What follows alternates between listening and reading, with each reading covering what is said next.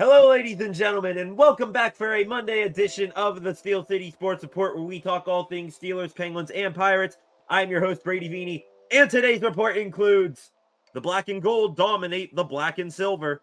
Another Steelers offensive lineman goes down. Do the Penguins have a goalie controversy? And more. As always, please be sure to like, comment, and share this video, as well as subscribe to the channel. Now let's get into the first news story of the day. The black and gold dominate the black and silver. Happy Victory Monday, Steelers Nation, as the Pittsburgh Steelers defeated the Las Vegas Raiders yesterday by a score of 32-13. And man, was it a relief watching the fourth quarter without having any anxiety or stress, really for the first time in years. Today, I would like to highlight two Steelers for their dominant performances against the Raiders, and those two are Najee Harris and TJ Watt.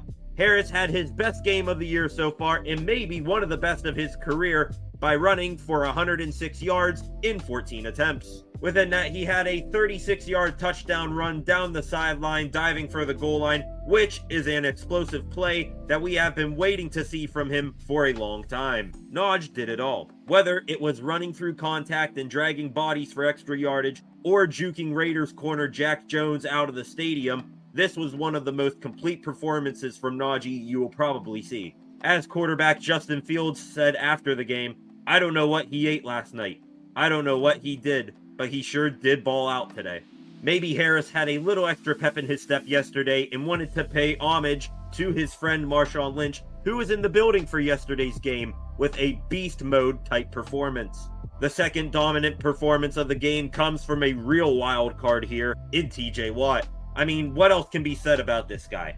Watt didn't have any sacks on the day, but he recorded 5 tackles, 2 tackles for loss, and 2 forced fumbles, both of which were recovered by the Steelers' defense. The 2 fumbles looked eerily similar, as TJ gave the ball a mean right hook to knock it free both times. Watt gave a shout out to his college coach, Peanut Tillman, who helped him develop his deadly punch out of the football. Even with a depleted outside linebacker room and more attention on him, Watt couldn't be stopped. Forget Defensive Player of the Year. If TJ keeps this up, he will find himself in the running for league MVP. Other Steelers who had good performances that deserve recognition include quarterback Justin Fields, who had 2 rushing touchdowns, corner Dante Jackson, who recorded his 3rd interception in the black and gold and almost had another against the Raiders, and outside linebacker Jeremiah Moon, who had a big blocked punt and was sturdy opposite Watt. Some LVPs, or least valuable players for the Steelers in Vegas, were tackle Broderick Jones, who, when he wasn't getting beat by Max Crosby every other play, was constantly getting lost in blocking assignments. 2 others, and they really don't deserve it as much as Jones, are Jaylen Warren and Roman Wilson. They are only LVPs because Warren looked rusty returning from injury, and Wilson only played 5 offensive snaps in his first career game. I do not expect these 2 to pop up on this list again anytime soon.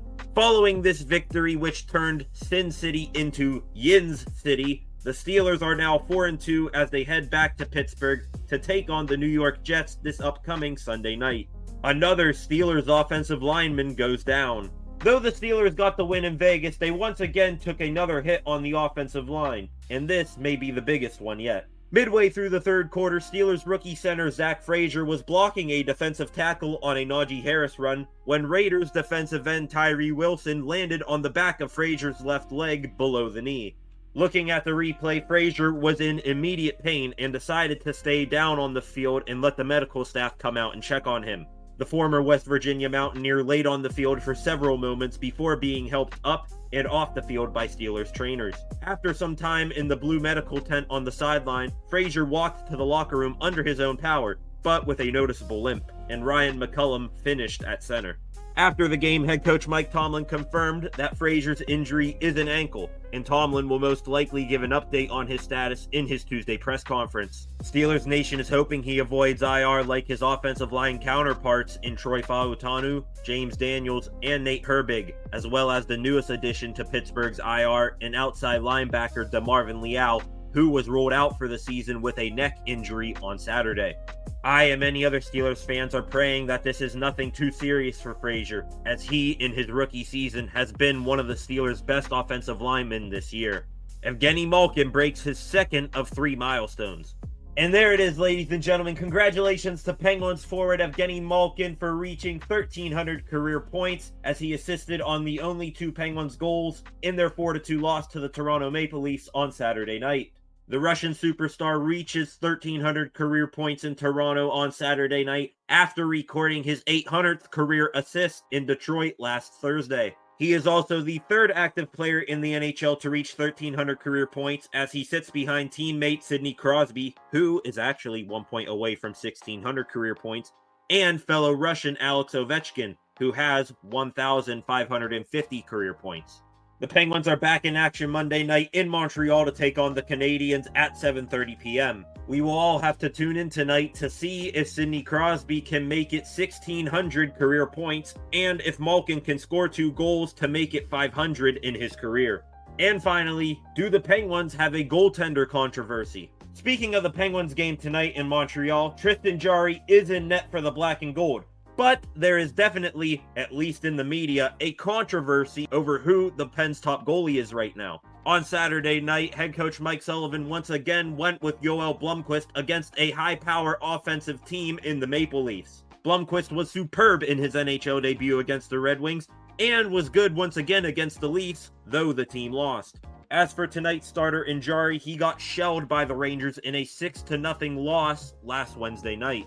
In that season opener loss, Jarry showed every bit why he was replaced by Alex Nedeljkovic for the last month of the season and pushed for the playoffs. With a struggling veteran in Jarry and a promising youngster in Blomqvist, it sounds like a goalie controversy. But that is not what Mike Sullivan says. When questioned on what his talks were with Jarry once Blomqvist was named the starter in Toronto, Sullivan said, "He's a good goalie. You guys are overthinking this, as you always do." No offense, Mike. But if us believing that Blomqvist should be starting over Jarry is overthinking it, then you should try overthinking it as well. If both netminders keep continuing their current trajectories, then you cannot in your right mind bury Blomqvist in the AHL again and keep Jarry as he gives up 4 goals a night. If Sullivan and Kyle Dubas are both serious about winning right now with this core, then they must realize that Jarry isn't going to get them where they want to go. Who do you guys think the Pens should keep on the NHL roster when Nedeljkovic returns? Jarry or Blomqvist? Let me know in the comments below. And with that, ladies and gentlemen, that wraps up a Monday edition of the Steel City Sports Report. Again, please be sure to like, comment, and share this video, as well as subscribe to the channel. Thank you all for watching, and I will see you guys back here tomorrow with some more Pittsburgh sports news.